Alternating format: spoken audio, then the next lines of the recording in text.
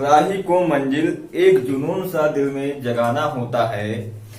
यूं ही नहीं मिलती राही को मंजिल, एक जुनून सा दिल में जगाना पड़ता है। पूछा चिड़िया से कैसे बनता है आशियाना, बोली भरनी पड़ती है बार बार उड़ान, तिनका तिनका उड़ना पड़ता है। हेलो स्टूडेंट, आपका हमारे यूट्यूब चैनल पे स्वागत है। हमारी वीडियो को देखने से पहले सबसे पहले आप लोग ये काम करेंगे, हमारे चैनल को पहले शेयर कर देंगे। शेयर करने के बाद सब्सक्राइब कर लेंगे। ठीक, जैसा कि हमारी क्लासें कंटिन्यू चल रही हैं। कल हमारा चला था राज्यसभा, आज चलेगा उसी का दूसरा पार्ट लोकसभा। ठीक, तो उस दिन मैंने कल बताया था कि राज्यसभा का गठन कैसे होता है। आज हम बताएंगे कि लोकसभा का गठन कैसे होता है। लोकसभा का गठन कैसे होता है, इसकी संरचना बताएंगे, किसी संरचना क्या है, सदस्य की योग्यता क्या होती है, कार्यकाल क्या होता है, कार्यकाल क्या होता है, इसके अध्यक्ष कहां से आते हैं, अध्यक्ष, उपाध्यक्ष, उपाध्यक्ष कैसे नियुक्त किए जाते हैं, और बताएंगे कि इसमें इसके तहत और बताएंगे किसको और किस नाम से जाना जाता है और किस आर्टिकल में इसको रखा गया है। मतलब हर एक चीज को हम बताएंगे, जहां तक कि यानी कि जहां से आपके क्वेश्चन पूछे जाते हैं या क्वेश्चन बनते हैं। ये भी बताएंगे क्वेश्चन कैसे पूछे जाते हैं, क्वेश्चन कहां से पूछे जाते हैं, कैसे बनते हैं, है ना। हर एक चीज को डिफाइन करते हुए चलेंगे। केवल आप लोगों को क्या करना है, हमारा सपोर्ट करना है। सपोर्ट ये करना है, जितना मैं पढ़ाता जा रहा हूं उसको नोट करते चलिए और प्लस में उसका रिवीजन मारते हुए याद करते हुए चलिए। ठीक, दूसरा काम ये करेंगे, हमारे चैनल को सब्सक्राइब सबसे पहले करेंगे और लाइक करेंगे। लाइक कर देंगे तो हमको थोड़ा मोटिवेशन मिल जाएगा और इसकी वजह से हमारे अंदर भी थोड़ा एनर्जी आएगी पढ़ाने की, पढ़ाने में मन लगेगा। ठीक है, तो आज शुरू करते हैं लोकसभा। देखेंगे लोकसभा का गठन कैसे होता है, इसकी संरचना क्या है, ये सारी चीजें हम आपको बताएंगे।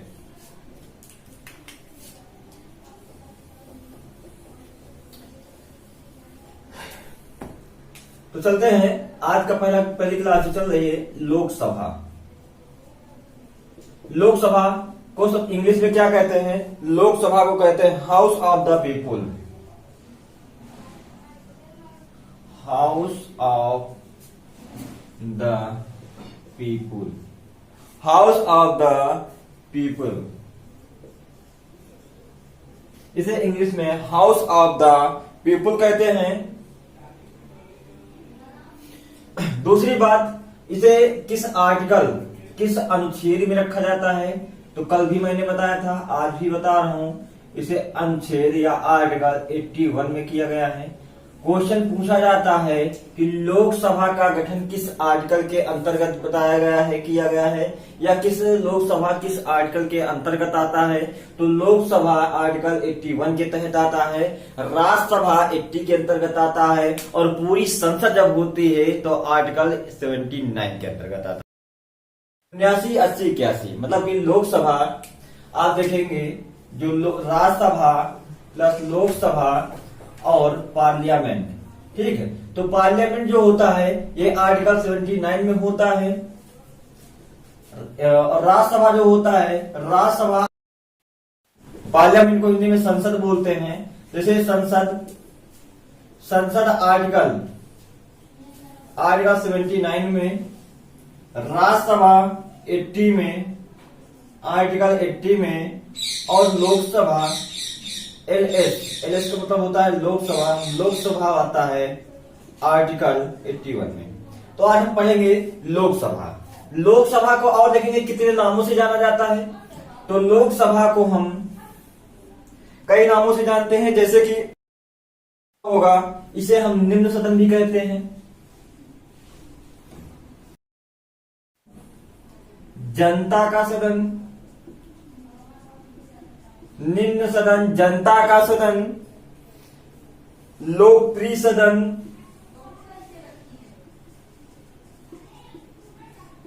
लोकप्रिय सदन, और एक नाम से इसे और जानते हैं अस्थायी सदन, अस्थायी सदन। तो जान गए कि लोकसभा को कितने कितने नामों से जाना जाता है। लोकसभा को 4 और नामों से जाना जाता है। इंग्लिश में से बोलते हैं द पीपुल, उसके बाद इसी को हम निम्न सदन कहते हैं। फिर उसके बाद जनता का सदन कहते हैं, लोकप्रिय सदन कहते हैं, अस्थायी सदन। अब निम्न सदन क्यों कहते हैं? निम्न सदन इसलिए कहते हैं क्योंकि लोकसभा को हम किसी भी वक्त क्या करते हैं, क्योंकि लोकसभा जो होती है कि ये भंग कर दी जाती है, मतलब राष्ट्रपति से कभी भी भंग किया जा सकता है, मतलब ये इधर उधर कभी भी हो सकती है, कभी हट सकती है। इसका चुनाव होता है, प्रत्येक पंचवर्षीय को चुना जाता है, इसलिए इसे निम्न सदन कहा जाता है। जनता का सदन इसलिए कहा जाता है क्योंकि लोकसभा के जितने भी सदस्य होते हैं, लोकसभा के जितने भी कैंडिडेट होते हैं, क्या होता है, उनको जनता नियुक्त करती है, मतलब जनता वोटिंग करती है, जनता द्वारा चुने जाते हैं, इसलिए उसे जनता का सदन कहा जाता है। लोकप्रिय सदन, लोकप्रिय सदन का मतलब ये होता है क्योंकि लोग का मतलब क्या, लोगों का प्रिय, लोगों से प्रिय, मतलब ये होता है कि लोकप्रिय मतलब ये हो जाएगा कि जो जनता होती है वो अपने सांसदों को अपने मनपसंद का चुनती है, इसलिए इसे कहा जाता है लोकप्रिय सदन।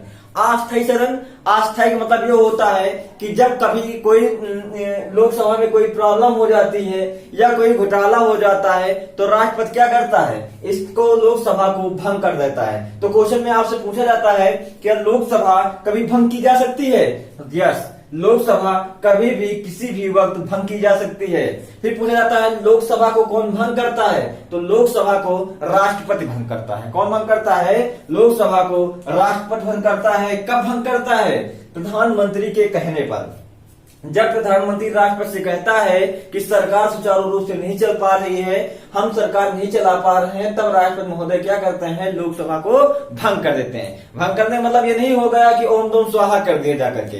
भंग करने का मतलब ये होता है कि उसमें जाए, लोकसभा में जाकर के लोकसभा को विघटित कर देते हैं और पुनः चुनाव कराने के लिए निर्णय लिया जाता है। क्यों? क्योंकि जो पीएम होता है, जब कोई प्रधानमंत्री, जब सरकार स्टेट में नहीं चला पाती है, उसके बस में नहीं रहता है, तो क्या करता है, ऑटोमेटिक कहता है भाई लोकसभा चुनाव फिर से करा दीजिए। या कोई प्रॉब्लम हो जाए कि जनता, मतलब कि आकस्मिक कोई स्टेट में कोई दिक्कत हो जाए जिसकी वजह जनता भड़क जाए, या आंतरिक अशांत हो जाए, या बाह्य अशांत हो जाए, बाह्य आक्रमण हो जाए, जिसकी वजह से क्या हो, देश में मतलब जो प्रधानमंत्री होता है उसको सरकार चलाने में प्रॉब्लम क्रिएट होती है, तब वो राष्ट्रपति से कहता है कि सरकार हमारे बस की नहीं है, अब हम नहीं चला पाएंगे। तब क्या करता है, राष्ट्रपति जाकर के लोकसभा को विघटित कर देता है। जब विघटित कर देता है तो फिर से चुनाव कराया जाता है। फिर से चुनाव कराने के बाद क्या होता है कि फिर से जब चुनाव था, क्योंकि जो प्रधानमंत्री होता है, प्रधानमंत्री लोकसभा के बहुमत दल का नेता होता है। कौन होता है?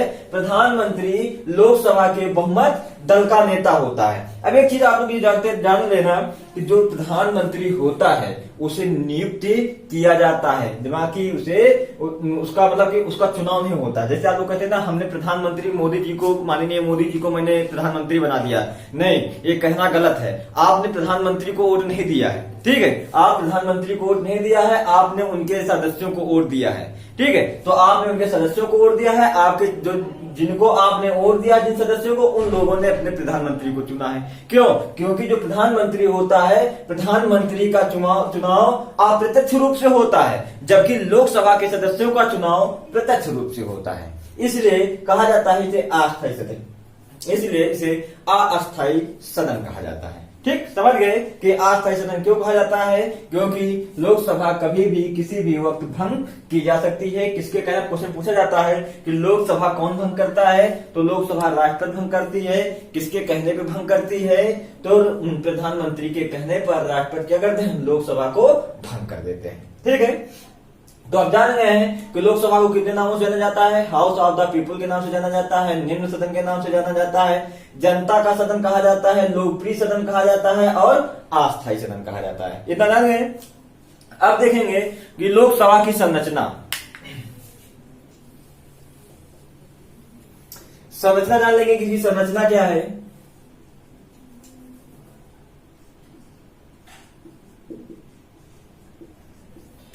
लोकसभा की संरचना, तो लोकसभा की संरचना में देखेंगे इसका ढांचा कैसे तैयार हुआ, इसमें कितने लोग शामिल किए जाते हैं, है ना, कितने लोग कहां से आते हैं, तो इनके बारे में जान लेंगे। जैसे देखेंगे इसकी संरचना में सबसे पहले एक चीज देखेंगे, इसमें दो चीज पूछी जाती है। एक तो कुल पूछा जाता है लोकसभा में कुल सदस्यों की संख्या, कुल सदस्यों की संख्या। तो तो क्वेश्चन कई बार पूछा जाता है कि लोकसभा में कुल सदस्यों की संख्या कितनी होती है, तो जनरली लड़का को क्या बताया जाता है, 552 होती है। अब ये 552 कैसे होती है, तो हाँ अब इसके लिए भी जान लीजिए, जो 552 होती है इसमें से 530 प्लस 20 प्लस 2। अब पूछोगे सर जी ये 530 क्यों होते हैं, 20 कहां से आते हैं, 2 कहां से आते हैं, तो हाँ इसको भी बताएंगे इसको भी बताएंगे। तो 530 जो सदस्य होते हैं ये राज्यों से लिए जाते हैं, कहां से लिए जाते हैं, 28 राज्यों से लिए जाते हैं। 20 सदस्य कहां से होते हैं, ये केंद्र शासित से होते हैं, केंद्र शासित प्रदेश से लिए जाते हैं। जो 2 सदस्य होते हैं ये एंग्लो इंडियन होते हैं, जिनको राष्ट्रपति नियुक्त करता है, इनको राष्ट्रपति नियुक्त करता है। आगे देखेंगे, अब यह क्वेश्चन पूछा जाता है कि कुल सदस्यों की संख्या कितनी होती है, तो कुल सदस्यों की संख्या 552 होती है। 552 में राज्यों के कितने सदस्य होते हैं, तो राज्यों से 530 सदस्य लिए जाते हैं, केंद्र शासित से 20 सदस्य लिए जाते हैं और 2 आंग्ल इंडियन होते हैं। हाँ अब एक क्वेश्चन और यहाँ पे पूछा जाता है, ये तो कुल सदस्यों की बात हो गई कि कितने लोग हो सकते हैं, लेकिन अब ये पूछा जाएगा कि यहाँ पर वर्तमान में कितने सदस्य हैं, पूछा जाएगा वर्तमान में कितने सदस्य हैं। तो वर्तमान में सदस्यों की संख्या अधिकतर पूछी जाती है कि वर्तमान में सदस्यों की संख्या लोकसभा में कितनी होती है, हाउस ऑफ द पीपुल, ठीक है। तो उसी तरह क्या होगा, तो वर्तमान में सदस्यों की संख्या 545 होती है, कितनी होती है, 545। तो अब एक बार फिर कहेंगे सर जी अब इसी तरह फिर समझा दीजिए जिस तरह इसको समझाया था, तो हाँ बिल्कुल समझाएंगे जैसे इसको समझाया है। तो इसमें क्या होता है कि 530 सदस्य तो राष्ट्र के हो ही जाते हैं, कितने, 530 सदस्य राज्यों से, 530 सदस्य राज्यों से हो जाएंगे, प्लस 13 सदस्य केंद्र शासित प्रदेश से हो जाएंगे, केंद्र शासित प्रदेश से हो जाएंगे, प्लस 2 एंग्लो इंडियन हो जाएंगे, ठीक। तो कितना हो जाएंगे, इनको ऐड करेंगे तो 545 आ जाएंगे। 530 प्लस 13 प्लस 2 545, यानी कि वर्तमान में जो सदस्यों की संख्या है 545 है। 545 में से राज्यों के जो सदस्य होंगे 530 होंगे, केंद्र शासित प्रदेश के जो सदस्य हैं वो 13 हैं, और जो 2 एंग्लो इंडियन हैं उनको राष्ट्रपति नियुक्त करता है। तो टोटल मिलाकर के 545 सदस्य हो जाएंगे, ठीक। इतना समझ में आ गया। अब इतने ही क्वेश्चन यहाँ पूछा जाता है संरचना से कि कुल सदस्यों की संख्या, वर्तमान सदस्यों की संख्या, राज्यों से कितने लिए जाते हैं, वर्तमान में कितने हैं राज्यों से, या केंद्र शासित प्रदेश में वर्तमान में कितने सदस्य हैं, या कितने सदस्य लिए जा सकते हैं और लिए गए हैं, इनमें अंतर है। मतलब कि ये जो होते हैं इतने हो सकते हैं, केंद्र शासित प्रदेश से केवल 20 सदस्य लिए जा सकते हैं, लेकिन वर्तमान में है कितने, तो वर्तमान में 13 सदस्य हैं, 13 सदस्य हैं, ठीक है। तो इसको ध्यान रखना। तो अब ये हो जाती है लोकसभा की संरचना। लोकसभा की संरचना में कितने लोग कैसे, मतलब कितने सदस्य होते हैं, कितने वर्तमान में, कितने राज्य से हैं और कितने केंद्र शासित राज्य से हैं। अब सदस्यों का चयन कैसे होता है ये देख लेंगे।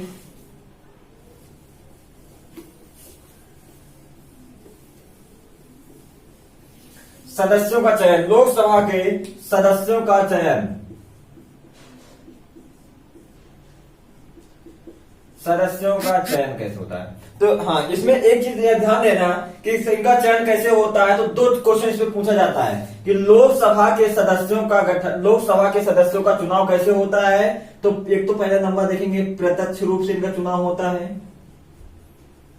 प्रत्यक्ष रूप से चुने जाते हैं। दूसरी बात यह होती है सार्वभौमिक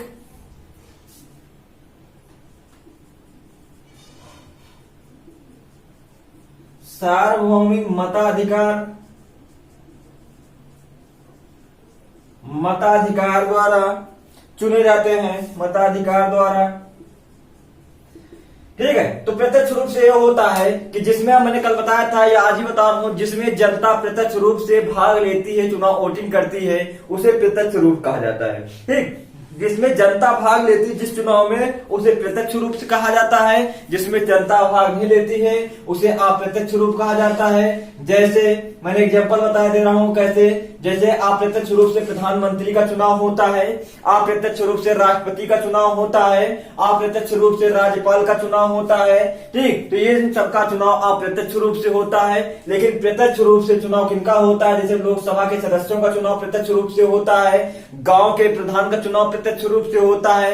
यानी कहने का मतलब एक ही बात है कि जिनमें जनता भाग लेती है, याद करने के लिए, जिसमें जनता भाग लेती है, जिसमें जनता वोटिंग करती है वो प्रत्यक्ष रूप चुनाव होता है। जिसमें जनता वोटिंग नहीं करती, जनता भाग नहीं लेती है, उसे अप्रत्यक्ष रूप से कहते हैं।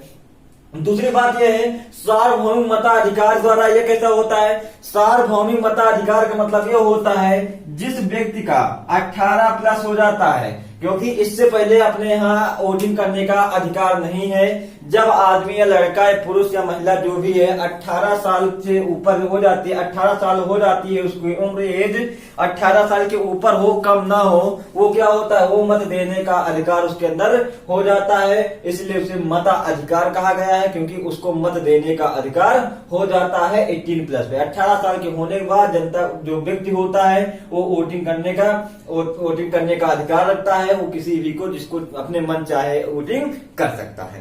ठीक, दूसरी बात एक चीज और इसमें देखेंगे, इंग्लिश में बोलते हैं इसको थर्ड बोलते हैं, जैसे बोलते हैं fast past the post system,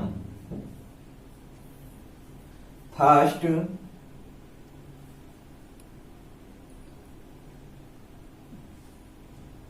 past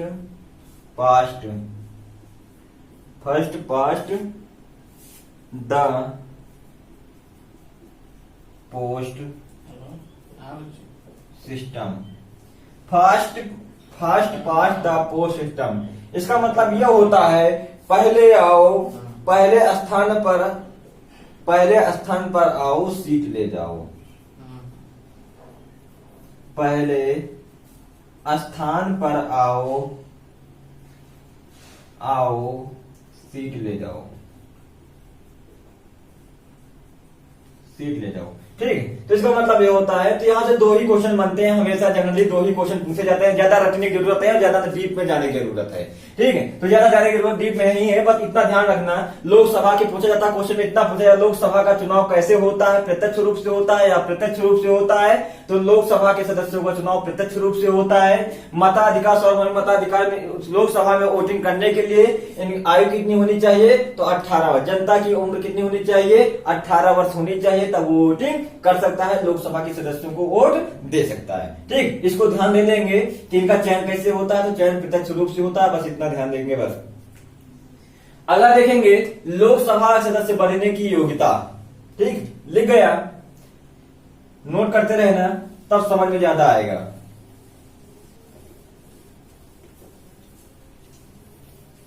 अब योग्यता की बात करते हैं। योग्यता क्या होनी चाहिए, लोकसभा सदस्य बनने की योग्यता क्या होनी चाहिए, तो कल भी जैसे बताया था वो भारत का नागरिक हो, भारत का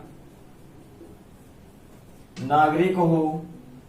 दूसरी बात जो इसमें क्वेश्चन पूछा जाता है, क्वेश्चन क्या पूछा जाता है, उसकी उम्र कितनी होनी चाहिए, तो 25 वर्ष की आयु, 25 वर्ष की आयु पूरी कर चुका हो। तीसरा क्या है, तीसरी बात यह है मानसिक रूप से स्वस्थ हो, मानसिक रूप से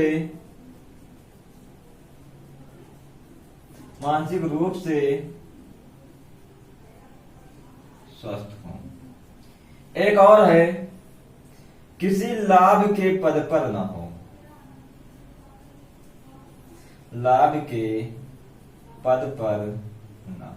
इसको समझ लेंगे, समझने के बाद भारत का नागरिक हो, यानी कि वो व्यक्ति यहाँ का लोकसभा सदस्य बन सकता है जो भारत में जन्मा हो, भारत की नागरिकता उसके पास हो, तो वो क्या हो सकता है, लोकसभा का सदस्य बन सकता है। वो भारत का नागरिक हो, कम से कम 25 वर्ष की आयु को पूरा कर चुका हो। हाँ, एक चीज यहाँ पर ध्यान देना, ये क्वेश्चन अगर कभी पूछा जाता है कि प्रधानमंत्री बनने के लिए उम्र कितनी होनी चाहिए, तो प्रधानमंत्री बनने के लिए 25 वर्ष की उम्र काफी है। 25 उम्र अगर बेटा होगी आप, ठीक है, तो वहीं पर क्या हो सकता है, आप प्रधानमंत्री बन सकते हैं। तो 25 वर्ष की आयु पूरी कर चुका हो, तो 25, क्योंकि यहाँ पर 25 वर्ष इसलिए बताया जाता है कि लोकसभा के बहुमत दल का नेता ही प्रधानमंत्री बनता है। अगर आप यहाँ के सदस्य बनने के काबिल हैं, तो इसका मतलब आप प्रधानमंत्री बनने के योग्य हो चुके हैं, ठीक है।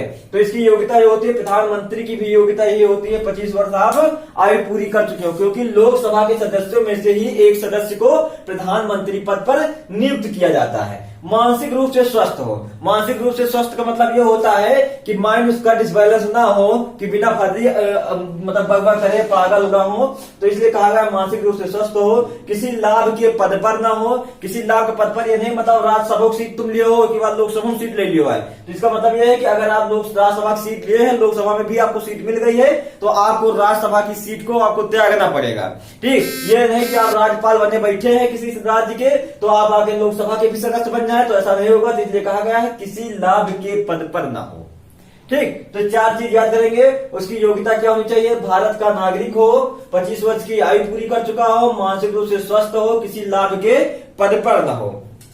तीसरी बात देखेंगे, कार्यकाल।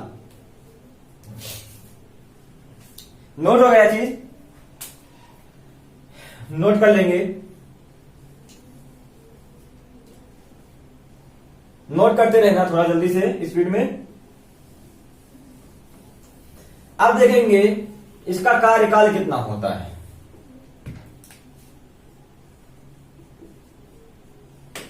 कार्यकाल, ठीक। अब देखेंगे इसका कार्यकाल, देखेंगे लोकसभा सदस्यों का कार्यकाल 5 वर्ष के लिए होता है।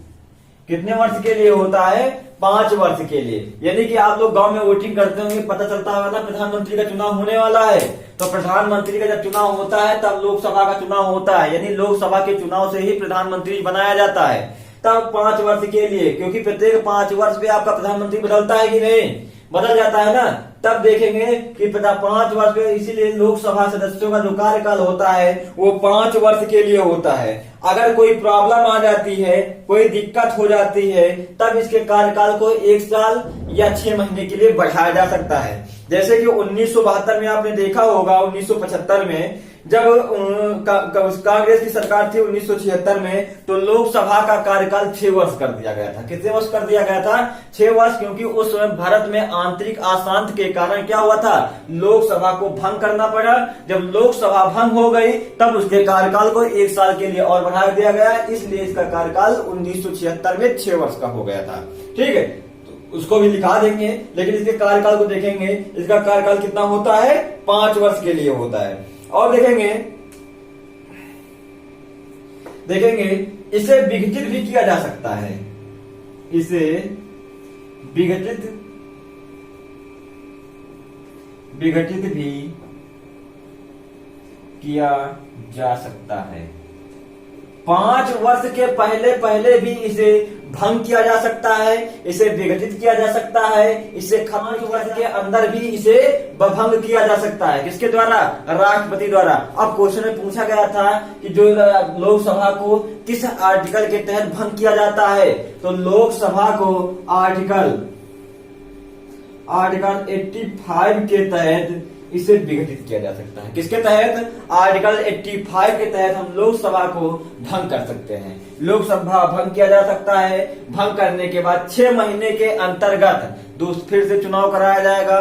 फिर से चुनाव कराने के बाद प्रधानमंत्री फिर से नियुक्त किया जाएगा, फिर से सरकार का संचालन किया जाता है। हाँ, इस चीज को जरूर ध्यान देना कि जब विघटित हो जाती है, जब लोकसभा भंग की जाती है, जब लोकसभा भंग की जाती है, तो दूसरा चुनाव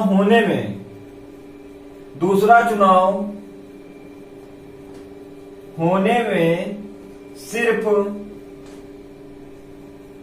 6 माह का अंतर होता है। 6 माह के अंदर अंदर लोकसभा का चुनाव हो जाना चाहिए। क्वेश्चन में पूछा जाता है अगर लोकसभा भंग कर दी जाती है तो लोकसभा भंग करने के बाद उसका चुनाव कितने दिनों में कराया जाता है, तो उसका चुनाव 6 माह के अंदर अंदर कराया जाता है। अब देखेंगे लोकसभा का जो कार्यकाल हो गया है, इनका संरचना हो गई है और भी जो चीज हो गई बता दिया है। अब देखेंगे इसमें अध्यक्ष, अब लोकसभा के सदस्यों जो 545 सदस्य होते हैं, 545 सदस्यों में से एक अध्यक्ष और एक उपाध्यक्ष की नियुक्ति की जाती है। ठीक, तो कैसे नियुक्ति की जाती है देखो, उसको भी समझ लीजिए।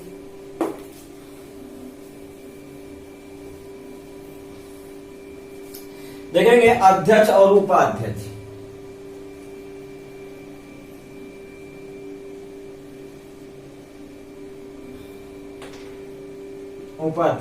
लोकसभा में एक अध्यक्ष और एक उपाध्यक्ष की व्यवस्था की गई है, जो कि अब देखिए मैं कल बताया था कि राज्यसभा में जो सभापति होता है वो भारत का उपराष्ट्रपति होता है, सभापति के रूप में कार्य करता है। लेकिन जो लोकसभा होती है, लोकसभा में लोकसभा के सदस्यों द्वारा ही एक अध्यक्ष और एक उपाध्यक्ष का गठन किया जाता है, जो एक अध्यक्ष के रूप में कार्य करता है, एक उपाध्यक्ष के रूप में कार्य करता है। क्योंकि अगर मान लीजिए कभी बाई चांस लोकसभा का अध्यक्ष न रहा तो उपाध्यक्ष काम करता है, उपाध्यक्ष नहीं रहता तो अध्यक्ष काम करता है। अगर अध्यक्ष अपनी इस्तीफा देता है तो उपाध्यक्ष को इस्तीफा देता है, उपाध्यक्ष इस्तीफा देता है तो अध्यक्ष को देता है। ठीक, तो देख लेंगे। पूछा जाता है वर्तमान, अब अध्यक्ष से कैसे पूछा जाता है, पूछा जाएगा जैसे कि वर्तमान में लोकसभा का अध्यक्ष कौन है। वर्तमान में लोकसभा का अध्यक्ष कौन है, तो देखेंगे ओम बिरला। मैंने अगली वीडियो में बताया था कौन है, ओम बिरला। ओम बिरला जो है लोकसभा के वर्तमान के अध्यक्ष हैं। फिर वहीं पर पूछा जाता है वर्तमान लोकसभा के उपाध्यक्ष कौन है, तो वर्तमान में जो लोकसभा के उपाध्यक्ष हैं वो कौन है मैंने बताया था रमा देवी है। ठीक, तो वर्तमान में लोकसभा की उपाध्यक्ष रमा देवी हैं, अध्यक्ष ओम बिरला हैं। ठीक है, इसको ध्यान देना। जो त्याग पत्र देते हैं, जो अपना इस्तीफा देते हैं या त्याग पत्र देते हैं,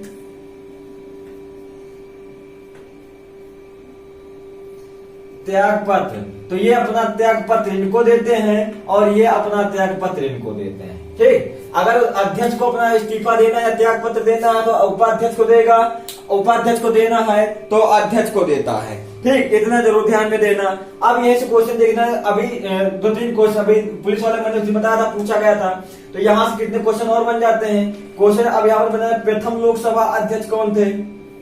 प्रथम लोकसभा अध्यक्ष और उपाध्यक्ष, अध्यक्ष उपाध्यक्ष, तो प्रथम लोकसभा अध्यक्ष जीवी मालवंकर, मैंने बताया था जीवी गणेश बस मालवंकर, जीवी मालवंकर मैंने बताया था। उपाध्यक्ष कौन बताया था, एम अनंत शयन।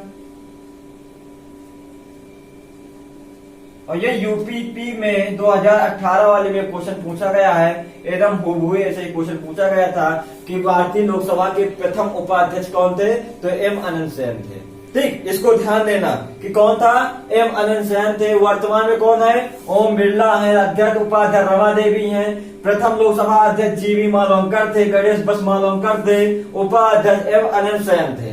अगर यहीं पर पूछ लिया जाए कि लोकसभा, आपको पूछा जाए लोकसभा ये कौन सी लोकसभा चल रही है, तो 17वीं लोकसभा चल रही है। ठीक, ये 17वीं लोकसभा के अध्यक्ष उपाध्यक्ष है, ये प्रथम लोकसभा के अध्यक्ष और उपाध्यक्ष है। यहीं पर अगर पूछ लिया जाए कि 16वीं लोकसभा के अध्यक्ष और उपाध्यक्ष कौन थे, तो 16वीं लोकसभा के अध्यक्ष सुमित्रा महाजन थी, आपको पता होगा कौन था, सुमित्रा महाजन थी। उपाध्यक्ष कौन था अगर पूछ लिया जाए, देखो लिखे दे रहे हैं, ये नोट हो गया ना इधर, तो वर्तमान वाला नोट हो गया होगा, यहीं पे लिखे दे रहे हैं। 16वीं लोकसभा के अध्यक्ष, उपाध्यक्ष कौन है? तो 16वीं लोकसभा आपने पढ़ा होगा सुमित्रा महाजन को। सुमित्रा महाजन थी। उपाध्यक्ष कौन थी? एम थुम्बी दुरई थे। एम थुम्बी दुरई थे उपाध्यक्ष। 16वीं लोकसभा के अध्यक्ष और उपाध्यक्ष सुमित्रा महाजन और एम थुम्बी दुरई उपाध्यक्ष थे। इतने क्वेश्चन पूछे जाते हैं। प्रथम लोकसभा अध्यक्ष, वर्तमान लोकसभा अध्यक्ष, या इसके एक साल एक पंचवर्षी पहले के पूछ लेंगे। तो इन 4 5 6 चीजों को आप एकदम बिल्कुल ध्यान में देख करके पढ़ेंगे, याद कर लेंगे, ठीक है। उसके बाद हम एक चीज और बताएंगे। देखो इतना हो गया इनका, अध्यक्ष उपाध्यक्ष हो गया। लोकसभा के बारे में 2 पॉइंट और है वो जो इंपॉर्टेंट है, देखेंगे। राष्ट्रीय आपातकाल, राष्ट्रीय आपातकाल कब लगता है, किस आर्टिकल के तहत? राष्ट्रीय आपातकाल कब लगता है? तो अनुच्छेद 352 के तहत लगता है। अब पूछेंगे सर जी लोकसभा से इसका क्या संबंध है ना भाई? लोकसभा का इससे क्या संबंध है? तो लोकसभा का इससे संबंध है, लोकसभा से संबंध ये है कि जब भारत में राष्ट्रीय आपात लगता है या बाह्य आक्रमण, और राष्ट्रीय आपात लगता कैसे है? राष्ट्रीय आपात का मतलब यह होता है जब कोई बाह्य आक्रमण हो जाता है, कोई देश अपने देश पे आक्रमण कर दे, या आंतरिक अशांत हो जाए, देश के अंदर कोई गड़बड़ी हो जाए जिसकी वजह से अशांति बच जाए, जनता त्राय करने लगे, तो क्या होता है? राष्ट्रीय आपातकाल लगता है। किस आर्टिकल के तहत? 352 के तहत। तो उस कंडीशन में लोकसभा क्या होता है? तो उस समय लोकसभा भंग किया जाता है, लोकसभा भंग किया जाता है। उस समय लोकसभा भंग नहीं किया जाता है। उसके कार्यकाल को 1 वर्ष के लिए, 1 वर्ष या 6 माह के लिए, 6 माह के लिए बढ़ा दिया जाता है। 6 माह के लिए बढ़ा दिया जाता है। और ऐसा कब हुआ, अगर पूछा जाए ऐसा कब हुआ है, तो ऐसा 22वें संविधान संशोधन 1976 में ऐसा कंडीशन हुआ था, जब 1975 में भारत में आंतरिक आशांत मतलब आपने देखा होगा, जब भारत में नसबंदी वाला सिस्टम चल रहा था 1975 में, उस समय सरकार किसकी थी? इंदिरा गांधी की थी। तो उस समय इंदिरा गांधी की सरकार चल रही थी, इस वजह से आंतरिक अशांत के लिए आपातकाल लगा था। उस समय इसका लोकसभा का कार्यकाल 5 वर्ष से बढ़ा करके 6 वर्ष कर दिया गया था, ठीक। अब लोकसभा की शक्तियां देख लेंगे, लोकसभा की शक्तियां क्या क्या हैं, ठीक, समझ में आ गया? इसका संबंध क्यों है? क्योंकि लोकसभा का कार्यकाल 1 वर्ष, अधिक से अधिक 1 वर्ष, कम से कम 6 माह के लिए बढ़ाया जा सकता है, ठीक। पूछा जाता है लोकसभा का कार्यकाल आपातकाल में कितने वर्ष के लिए बढ़ाया जाता है? तो अधिक से अधिक 1 वर्ष, कम से कम 6 माह, ठीक। ऑप्शन में एक ही चीज दिया होगा। इसकी कुछ शक्तियां हैं, लोकसभा की शक्तियां। लोकसभा की शक्तियां ये है कि लोकसभा की, देखेंगे लोकसभा की शक्तियां कौन कौन सी होती हैं। तो लोकसभा की 2 ही शक्तियां हैं, इनको बहुत इंपॉर्टेंट है। जैसे धन विधेयक हो जाता है, धन विधेयक,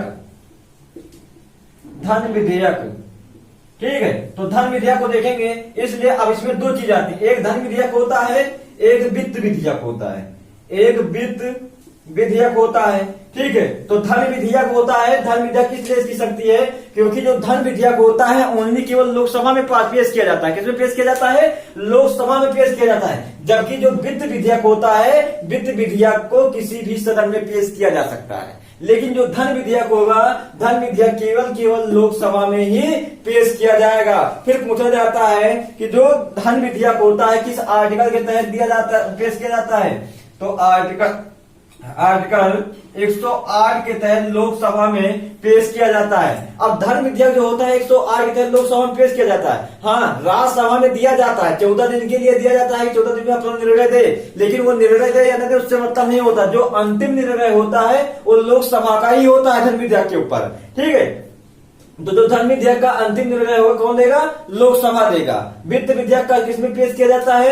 तो वित्त विधेयक किसी भी सदन में भी पेश किया जा सकता है, लेकिन धन विधेयक केवल लोकसभा में पेश किया जाता है। 2-4 फैक्ट हैं जो जनरल में से पूछे जाते हैं, उनको ध्यान में देख लीजिए। लोकसभा से जैसे पूछा जाता है मंत्रिपरिषद किसके प्रति उत्तरदायी होती है? मंत्रिपरिषद किसके प्रति उत्तरदायी होती है? उत्तरदायी होती है, ठीक। पहला क्वेश्चन, दूसरा क्वेश्चन क्या पूछा जाता है कि लोकसभा में कितने दिन तक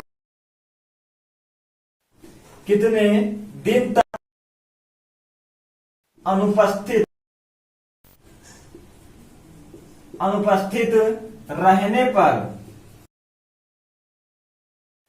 सदस्यता खत्म हो जाती है।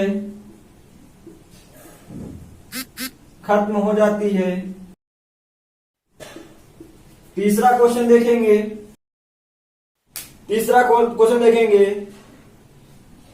कि लोकसभा का पीएम कौन बनता है।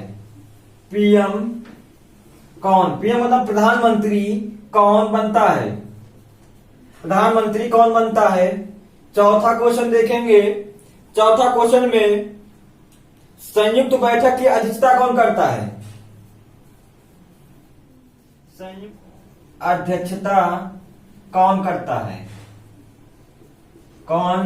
है। तो इनको देखेंगे। तो पहला क्वेश्चन है मंत्रिपरिषद किसके प्रति उत्तरदायी होती है। तो मंत्रिपरिषद किसके प्रति उत्तरदायी होती है। लोकसभा के प्रति। किसके प्रति। लोकसभा के प्रति उत्तरदायी होती है। ऐसे ही तुम क्वेश्चन पूछा जाता, ध्यान में दे रहना। क्यों। क्योंकि जब लोकसभा भंग हो जाती है तो मंत्रिपरिषद ऑटोमेटिक भंग हो जाती है, खत्म हो जाती है। क्योंकि जो मंत्रिपरिषद, प्रधानमंत्री की जो मंत्रिपरिषद बनती है वो लोकसभा के सदस्यों द्वारा ही बनती है। तो जब लोकसभा के सदस्य होते हैं, जब लोकसभा भंग हो जाएगी तो मंत्रिपरिषद ऑटोमेटिक खत्म हो जाएगा। दूसरा है लोकसभा में कितने दिन तक आप अनुपस्थित रहेंगे तो आपकी सदस्यता खत्म हो जाएगी। तो आप 60 दिन तक अगर आप लोकसभा में नहीं गए तो 60 दिन के बाद आपको क्या किया जाएगा। आपको वहां से खत्म कर दिया, मतलब कि खत्म करने मतलब आपको आपकी सदस्यता वहां से खत्म हो जाएगी। नंबर 3 क्वेश्चन, पीएम कौन बनता है। तो लोकसभा के बहुमत दल का नेता। लोकसभा के बहुमत दल का नेता पीएम बनता है। लोकसभा के बहुमत दल का नेता जो होता है वो पीएम से बताएंगे। 2 क्वेश्चन हमको कमेंट बॉक्स में डालेंगे। नंबर 1 क्वेश्चन ये है कि अविश्वास प्रस्ताव किसमें लाया जाता है। अविश्वास प्रस्ताव किसमें लाया जाता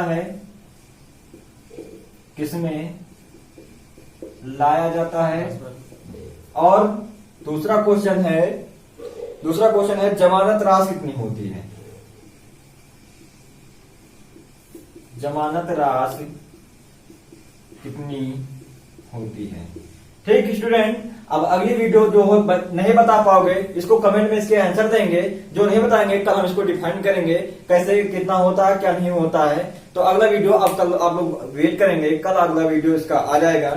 और जो भी क्वेश्चन है आपको जो भी पूछे जाते हैं वही क्वेश्चन बताए जाते हैं। ठीक है, चल रहा है। इसमें लास्ट में क्या करेंगे आप लोग हमारे चैनल को सब्सक्राइब करके शेयर जरूर कर देंगे, ये करना नहीं भूलेंगे। ठीक, थैंक यू।